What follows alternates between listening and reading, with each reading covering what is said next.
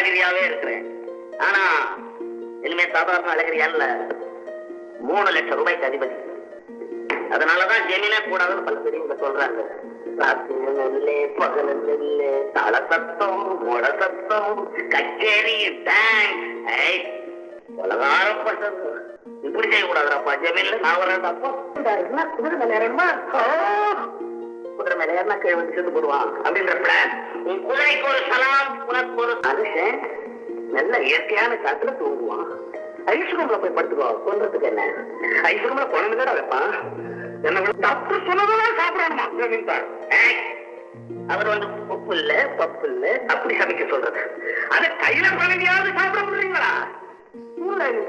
முள்ளுல குத்திக்கோ, கத்தில அரு. அட கொலகார பயலுகிற ஆயுத சொத்தை எவன்டா திம்பா? ஐயோ எனக்கு வராண்டாப்பா. எங்க அப்பா என்ன போடாத ஒரு தோசை சுட்டு ஒரு மிளகா சட்னி வச்சு கொடுப்பாங்க. அதுக்கு நீங்க 2 ஜமீன் எந்த மூளை? உங்க ஜமீனே எனக்கு வரப்போ